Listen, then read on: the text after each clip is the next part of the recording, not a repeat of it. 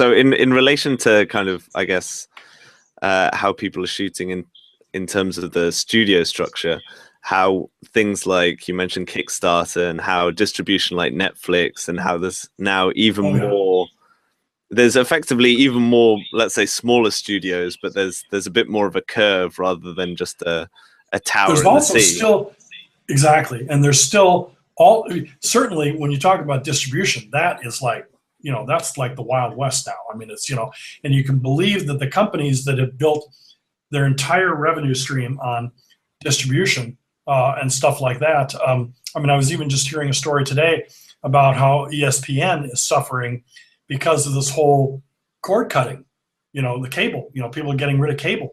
I didn't know this, but ESPN, which is obviously a huge sports network, ESPN gets money anytime you are a cable subscriber, even if you don't get even if you don't watch any sporting event.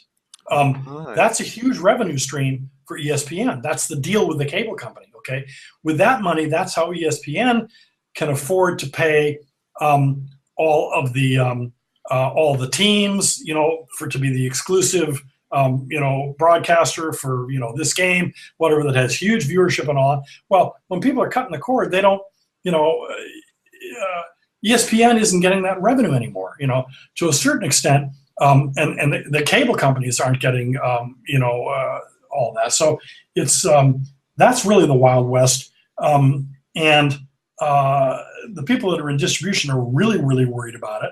I mean, you can look at the fact that now, you know, CBS and HBO and all these are offering, you know, things outside the cable companies, outside the normal distribution to television, you know, HBO Go and all the rest of those things, you know, a monthly fee. If, you know, I don't want to watch ESPN, you know, all I want to watch is HBO, fine.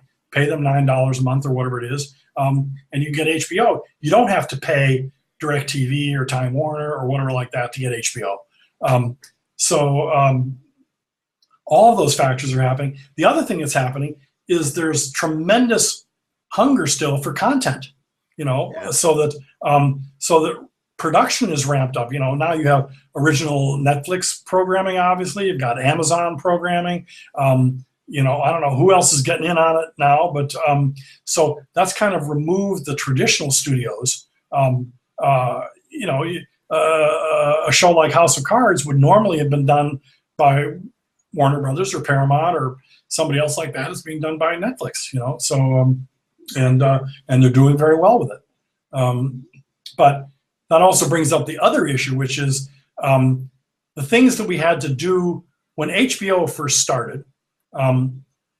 Certainly there was union contracts. You know, the unions wanted to have contracts with HBO because they knew that HBO was going to be producing stuff. We wanted to make sure that it would be union members working on it. So we cut these deals with HBO where the rates of pay for crew people were considerably lower than they were in any other place. But theoretically, it'd like to help HBO get on their feet. Okay, well, HBO now is a huge, huge network, you know, bigger than most of the traditional networks. They've made billions and billions of dollars, and we still have relatively rotten contracts. You know, the union still has relatively rotten contracts because we haven't had the strength to negotiate anything better. You know, I mean, I think recently there have been some better, but, you know, I got the big shocker when I did 61, which was, you know, the Roger Maris, you know, the baseball story with Billy Crystal. That was the first thing I'd done for HBO. And we all signed on. My father shot it, you know, and was thrilled to be working with me and working with Billy Crystal. I worked on it because I had done, you know, 7 movies with Billy. So, of course, I didn't even question what I was going to get paid, you know. Then I got into making the deal with HBO, and it was like half my hourly rate that I was making on the movie I'd done right before, you know, and we still wanted to make a great movie. You know, it was an HBO movie. It really isn't any different than making a regular theatrical, you know, for the theaters, except that it was half the pay. Wow.